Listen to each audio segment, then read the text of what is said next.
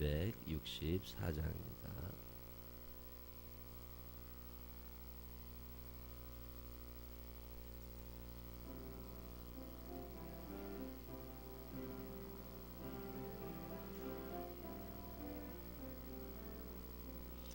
정렬하게 하는 셈이 나의 앞에 있도다.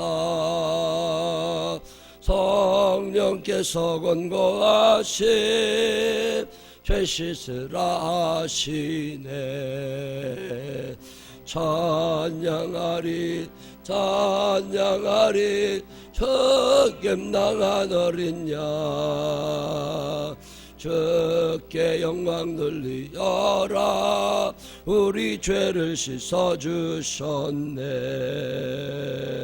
나의 가는 길이 좁고 내 뜻대로 안돼도 모든 욕심 다 버리고 주만 따라가겠네. 찬양하리 찬양하리 적겜당한 어린 양 주께 영광 돌리어라. 우리 죄를 씻어주셨네. 나의 마음 제단 위에 불길같이 타올라 영원토록 찬양하며 주께 영광 돌리네. 찬양하리 찬양하리 적임당한 어린 양 주께 영광 돌리어라. 우리 죄를 씻어주셨네. 한량없는 주의 은혜 나를 영접하셨네. 내가 지은 모든 죄와 허물 용서하셨네. 찬양하리 찬양하리 적임당한 어린 양 주께 영광 돌리어라. 우리 죄를 씻어주셨네. 성부 하나님께 영광 성자 예수께 영광 성령님께 또한 영광 모두 들려드리세. 찬양하리 찬양하리 적임당한 어린 양 주께 영광 돌리어라. 우리 죄를 씻어주셨네. 아멘. 사도승경으로 신앙 고백하겠습니다. 전능하사 천지를 만드신 하나님 아버지를 내가 믿사오며 그 외아들 우리 주 예수 그리스도를 믿사오니 이는 성령을 잉태하사 동정녀 마리아에게 나시고 본디오 빌라도에게 고난을 받으사 십자가에 못 박혀 죽으시고 장사한 지 사흘 만에 죽은 자 가운데서 다시 살아나시며 하늘에 오르사 전능하신 하나님 우편에 앉아 계시다가 저리로서 산 자와 죽은 자를 심판하러 오시리라. 성령을 믿사오며 거룩한 공회와 성도가 소득동하는 것과 죄를 사주시는 것과 몸이 다시 사는 것과 영원히 사는 것을 믿사옵나이다. 아멘. 오늘 고린도후서 9장 6절부터 15절 마지막 절까지 있는 말씀 읽겠습니다. 고린도후서 9장 6절부터 이것이 곧 적게 심는 자는 적게 거두고 많이 심는 자는 많이 거둔다 하는 말이로라.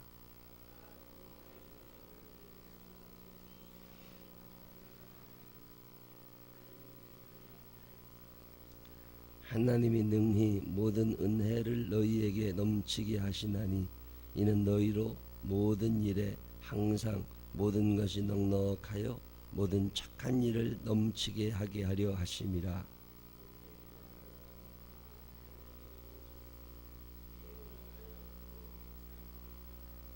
심는 자에게 씨와 먹을 양식을 주시는 이가 너희 심을 것을 주사 풍성하게 하시고 너의 의의 열매를 더하게 하시리니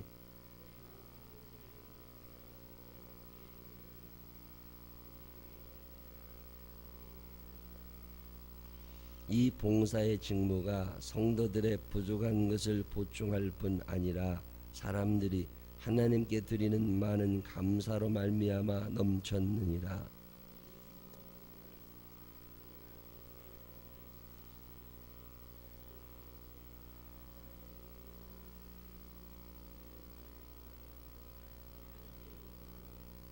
또 그들이 너희를 위하여 간구하며 하나님이 너희에게 주신 지극한 은혜로 말미암아 너희를 사모하느니라. 말할 수 없는 그의 은사로 말미암아 하나님께 감사하노라. 아멘. 살아계신 하나님의 은혜와 축복이 우리 모두와 함께 하시기를 주님의 이름으로 축원합니다. 고린도후서 9장에 있는 얘기, 후반부 얘기는 구제에 관한 얘기입니다. 구제, 연보에 관계되는 게 계속 이어지는 거죠. 혼자 잘 먹고 잘 살라고 그러지 말고 여럿이 잘 살아라, 그런 얘기잖아요. 하나님이 충분히 주시죠. 지구가 편안하게 잘 살 수 있도록 충분히 주시는데 그게 이제 한쪽으로 자꾸 몰리고 또 몰리다 보니까 가난한 사람이 생겨나고 못 먹는 사람이 생겨나고 못 입는 사람들이 생겨나는 거죠. 그럼 어떻게 되느냐? 좀 넉넉한 사람이 좀 나누며 살면 훨씬 좋겠다, 뭐 그런 얘기하는 게 오늘 본문의 얘기입니다.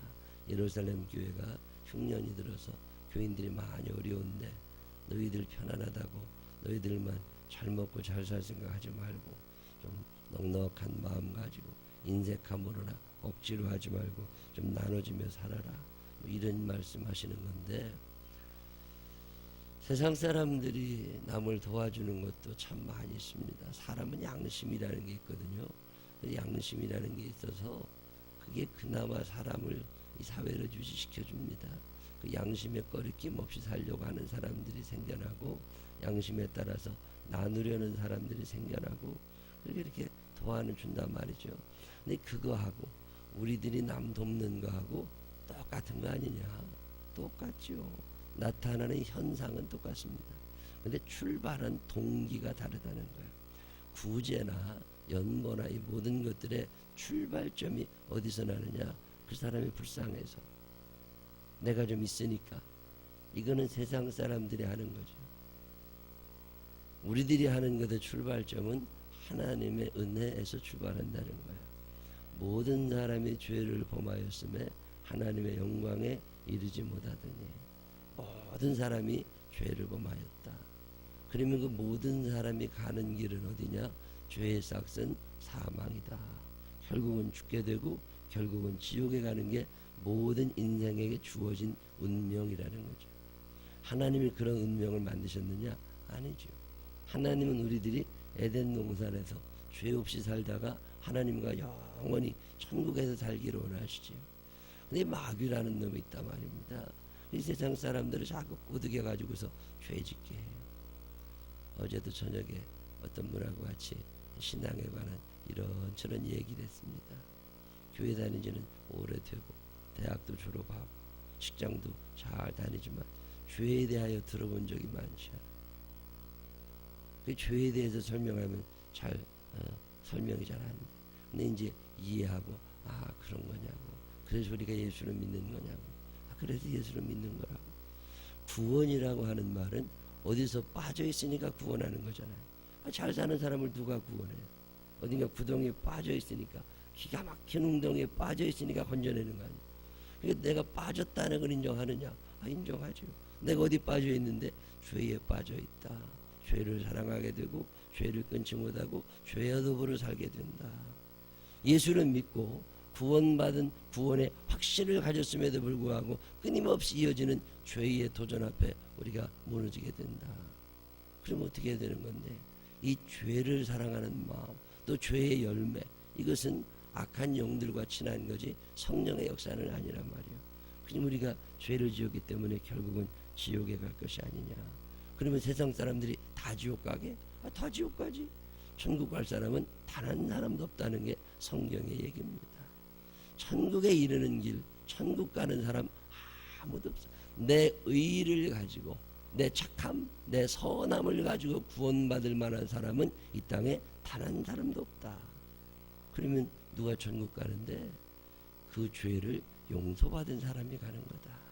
그리고 어떻게 하면 내 죄가 용서받는 거냐? 잘못했다고 그래야지. 일단은 만일 우리가 우리 죄를 자백하면 그는 미쁘시고 위로우사 우리 죄를 사하시며 그러잖아요.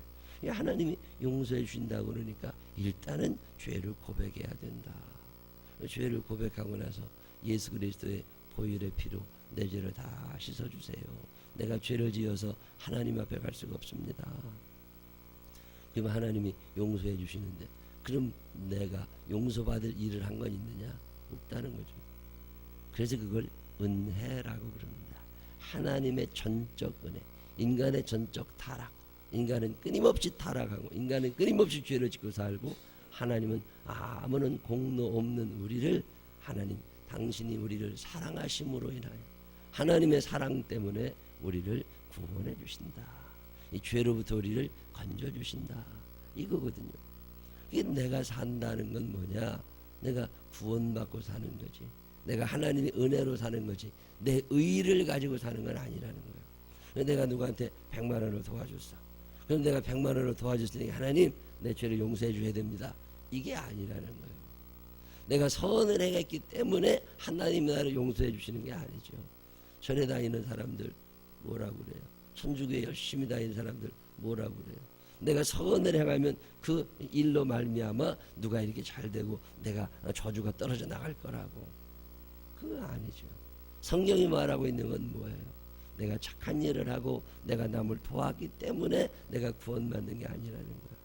이미 나는 하나님의 은혜를 받았습니다. 오늘 고린도후서 9장 맨 마지막 절에 이미 하나님께서 내게 은사를 선물을 넉넉히 주셨다는 거예요. 나는 이미 구원받았고 나는 이미 하나님께 용서받았단 말이에요. 그러니 용서받은 우리가 구원받은 우리가 어떻게 살아가야 되는 거죠? 그러니까 이 은혜를 보답하며 살아가는 거죠. 참 사람들 나쁩니다. 그거 뭐 자기는 은혜 받고 구원받고 사랑받고 그러면 계속 달라고만 그래. 그건 아닌 거지. God use me. 주여 나를 사용하여 주옵소서. 이게 무슨 얘기예요? 하나님이 나를 사랑하심을 내가 알아. 하나님이 나를 용서해 주셨음을 내가 알아요. 그러니 계속 용서해 주시오. 계속 사랑해 주시오. 이건 사람도 아닌 거지. 하나님 그러면 내가 어떻게 했으면 좋겠습니까? 나 같은 죄인을 왜 사랑하는지 알 수가 없어요. 주님의 그 사랑, 왜 하나님이 나를 사랑하시는지 내게서 그 원인을 찾으려고 그러니까 도대체 원인이 나오질 않는 거예요. 내가 하나님께 사랑받을 만한 아무런 이유가 없어. 내가 거룩하기를 해, 완전하기를 해, 착하기를 해, 뭐 하나님 앞에 내세울 게 뭐 있어요? 아무것도 없다고. 근데 하나님이 나를 구원하신다. 하나님이 나를 사랑하신다. 왜 그러시는데? God is love. 하나님이 사랑이시기 때문에 나를 용서하시는 거고 하나님이 사랑이시기 때문에 나를 구원하시는 거지 내가 뭘 잘나서 하는 건 아니라 그 말이죠. 그럼에도 불구하고 하나님 나를 사랑하셔서 나를 이렇게 행복하게 구원의 확신을 가지고 천국을 바라보며 살게 하신단 말이지. 이거 얼마나 수지 맞은 거요. 그러면 양심 있으니 하나님 너무 죄송한데 나도 뭔가 좀 하나님 앞에 보답하고 싶은데 어떻게 좀 나의 좀 길 좀 가르쳐 주시오. 하나님께서 내가 너희를 사랑한 것처럼 너희도 서로 사랑해라. 예. 그래서 사랑하는 거잖아요. 이 사랑이 어떻게 나타나느냐? 남을 도와주는 것으로 나타난다 그 말이죠. 안 믿는 사람들을 믿게 하는 게 전도. 안 믿는 민족, 전혀 다른 민족들에게 말씀을 전하는 것이 선교. 우리 주변에 있는 어려운 이웃들을 도와주는 게 구제. 그렇게 나타나는 거죠. 선교로 나타나고 전도로 나타나고 구제로 나타나고 그럼 이런 일을 계속 돼야 되는데 우리가 믿음이 없으니까 자꾸 꺾인단 말이지. 그래서 우리가 예배를 드리잖아요. 하나님 앞에 예배를 드리면 그 예배를 통하여 우리의 영이 살아나고 우리의 마음이 살아나고 하나님과 친해지고 주의 음성이 들려지고 우리의 기도, 회개의 기도가 올려가고 그러면 하나님과의 관계가 꾸준히 이어져가고 그 예배에 실패하면 다 실패하는 거예요. 예배에 실패하면 구제고 선교고 봉사고 아무런 의미가 안 나옵니다. 그 예배가 살아있어야 이 새벽 예배가 얼마나 중요해요. 주일 낮 예배, 오후 예배, 수요 예배, 소홀히 할 예배는 하나도 없습니다. 근데 이 사람들이 말이죠, 이게 하나님의 은혜를 자꾸 까먹고 지가 잘나서 사는 줄 아니까 그러다 보니까 예배가 소홀해져요. 그저 11시 예배 드리는 것도 빠듯해요. 오후 예배는 안 드리고 수요 예배도 안 드리고 이래가지고 이게 믿음 생활 제대로 되겠냐는 거죠. 모이기를 힘쓰라. 왜 그러세요? 은혜는 잊어버리게 돼 있거든요. 부모님의 은혜가 얼마나 커요.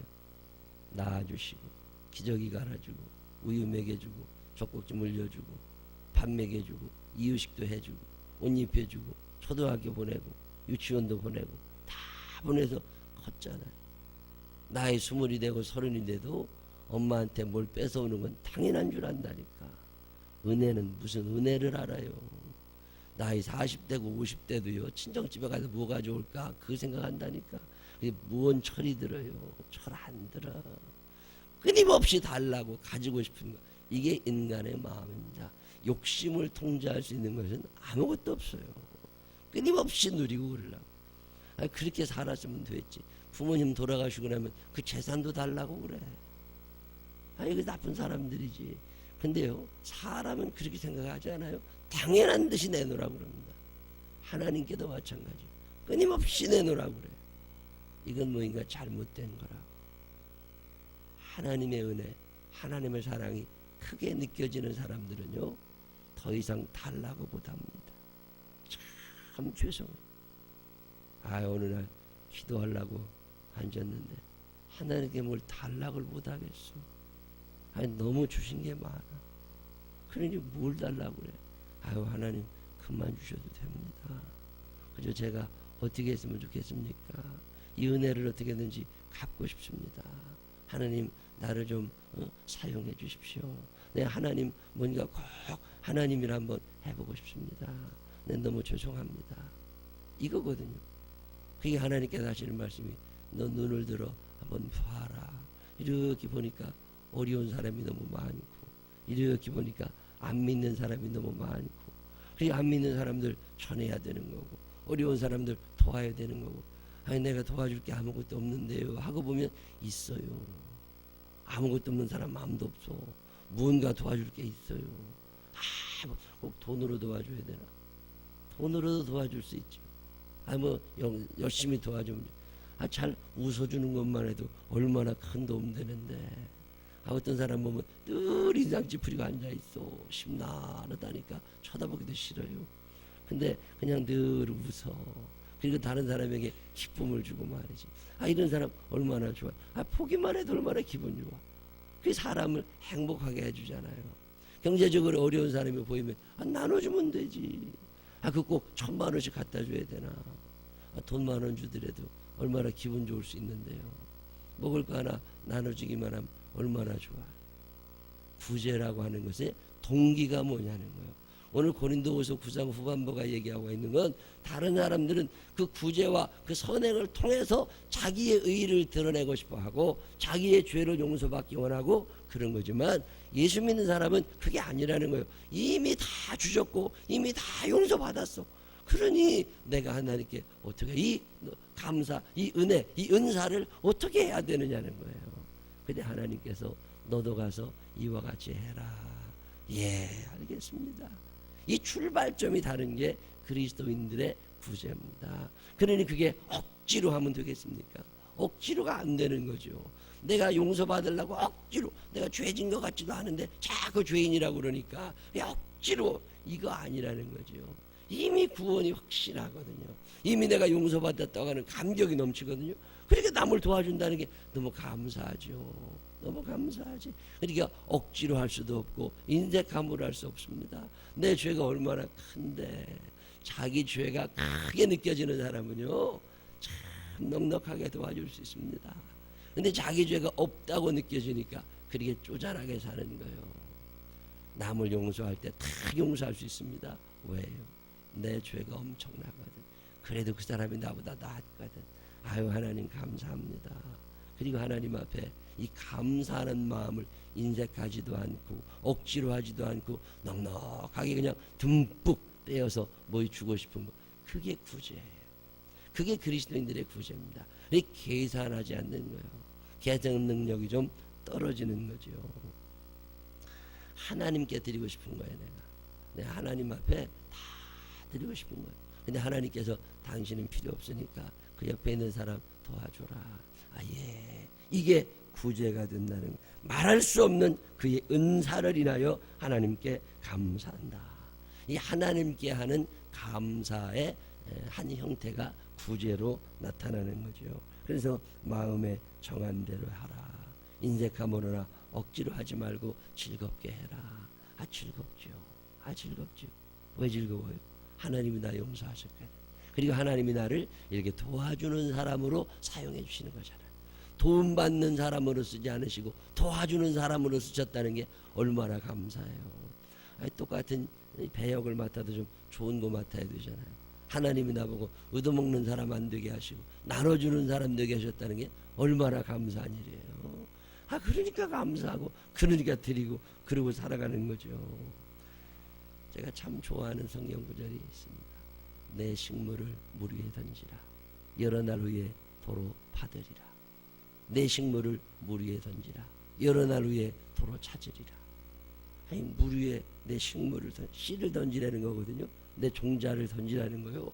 물 위에 던지면 그거 아무 소용없지 뭘. 그 물에 빠지면 나지도 않고. 근데 하나님이 하시는 말씀이 그게 씨가 맺힐까 안 맺힐까 생각도 하지 말고 그냥 던지래요. 그거 그러면 아무 소용도 없는데 아닙니다. 이게 전도서에 있는 말씀인데 옛날 그 구약시대 그 유대 밑에 그 애굽이라는 나라는요 나일강 있잖아요. 그 나일강은 삼각주. 그 농사하는 방법이 우리랑 다릅니다. 우리는 논에다가 씨를 이렇게 딱 주잖아요. 근데 그 사람들은 물 위에 던집니다. 나일강에서 다 씨를 던져. 그러면은 그게 물을 따라 쭉 내려가가지고 저 밑에 조금 육지가 조금 높은데 삼각형 물이 이렇게 지나가니까 삼각형으로 되어 있는 거기에 갖다가 씨를 자꾸 강물이 갖다가 놔주는 거예요. 그러면서 물이 쭉 빠질 때가 되잖아요.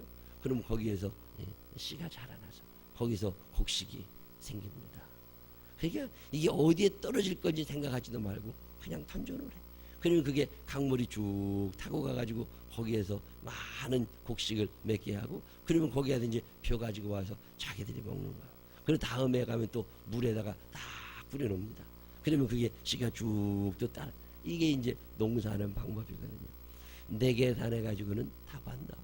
근데 그거는 하나님만이 하신다는, 하나님이 옮겨주신다는 거예요. 그러니까 그냥 물 위에 던져. 그러면 여러 날 후에 도로 찾을 거 아니에요. 이 믿음이 있느냐는 거죠. 이 믿음이 있느냐는 거죠. 이 믿음 우리 없습니다. 그러니 못 던지고 사는 거예요. 저는 이 믿음은 있습니다. 그냥 던지면 여러 날 후에 도로 찾을 거다. 안 찾으면 말지 뭐. 근데 하나님이 찾게 해주신다고 그러시잖아요. 아무런 계산할 거 없습니다. 그냥 던지면 돼. 근데요, 달라는 사람들이 자꾸 생겨. 어떤 사람은 얄미워. 뭐 전화해서 맨날 뭐 내놓으래. 맡겨놓은 거 찾아가는 사람처럼 큰 소리 치고 내놓으라고. 그것도 안 줄 수도 없잖아요. 비기 싫어도 줘야 돼. 미운 놈 떡 하나 더 준다고 그러잖아요. 근데 줘야죠. 하나님이 이미 내게 주신 은혜는 내가 아무것도 안 남아도 괜찮아. 옷 한 벌 안 남아도 괜찮아. 이미 나는 충분히 받았어. 그러면 이제는 다른 사람들한테 줘야 되는 거 아니에요. 이 은혜와 이 사랑과 이 감격이 크냐? 그 사람은요 인색할 수가 없습니다. 억지로 할 수가 없습니다. 왜요? 이미 받은 게 너무 크거든. 용서받은 게 너무 크고 구원받은 게 너무 크고 누리고 사는 게 너무 크거든. 그러니까 물에 드시면 다 줘야 돼. 그리고 또 더 많이 주려니까 또 모아야 돼. 내가 잘 먹고 잘 자다가 우리 대대손손 물려주려고 모으는 게 아닙니다. 이거 잘 모아가지고서 나이 들어서도 이렇게 도와줘야지. 그때 내 경제 능력이 없을 때 그때도 누군가를 돕기 위하여 내가 모아야 된다. 그래가지고 잘해가지고 평생 사는 동안 하나님께서 사랑하시는 사람들 내 손을 통해서 도와주며 살아야지. 이게 얼마나 귀한 일이. 그게 예수 믿는 사람들이 사는 일입니다. 이렇게 열심히 구제하며 사는 사람들 하나님이 그냥 두시겠어요? 내 물 위에 내 식물을 던져라. 여러 날 위에 도로 찾을 거다. 예, 하나님이 작게 해주신다고 그랬잖아요. 그럼 믿고 가면 되잖아요. 그러다 보면 다 그런 일이 일어나거든요. 근데 우리는 이 믿음이 없어. 결국은 믿음이 없으니까 못 도와주고 사는 거예요. 예, 뭐 믿음 있는 척하고 살지만 아닙니다. 내가 예수 잘 믿어 축복받을 거라고요? 착각하지 마세요. 이미 예수를 믿은 순간 구원의 복을 받은 거예요. 구원의 복을 받았으면 아무런 복 안 받아도 괜찮아요. 이 모든 것들을 더하여 주시는 하나님이 계시잖아요. 그 하나님이 더하여 주신다니까요. 넉넉하게 나누며 사세요. 요즘엔 주보에 구제 통장 번호 하나를 찍어놨잖아요. 어려운 사람도 좀 돕게 거기다 뭐 좀 넣어놓으라고. 근데 요즘엔 넣는 사람도 별로 없어. 먹고 살기가 다들 바쁜가 봐. 세상은요, 제가 참 말씀을 읽다가 은혜 받습니다. 내 주변에 가난한 자들이 끊어지지 않을 거다. 평생 사는 동안 고아와 과부와 나그네들을 도우며 살아가라. 예, 하나님이 그만한 은혜를 이미 우리에게는 주셨습니다. 그러니까 이미 우리는 넉넉한 사람들이에요. 안 주려고 작정을 해서 그러지요. 마음을 다 열어놓고 보면요, 세상에 나만큼 부자가 없어. 세상에 나만큼 행복한 사람이 없어. 나누어 주려고 보면요, 너무 많아. 어제도 여름이 다 지나가는데 티셔츠 하나를 올해 안 입었더라고. 그러니까 내년에도 못 입는 거예요. 그걸 꼭 둘 필요가 있나? 필요한 사람이 있을 텐데 누군가 주면 좋겠다. 여러분, 여름 다 지나는 동안 한 번도 안 입은 옷 있어요, 없어요? 집에 가면 있다니까. 그건 내년 여름에도 못 입어. 근데도 그걸로 놓아둬야 시원하다니까. 그리고도 예수 믿는다고 사는 거예요. 얼마나 창피한 일입니까? 하나님이 내게 준 은혜는 너무너무 커요. 근데 그 은혜를 갚으려고 하질 않아요.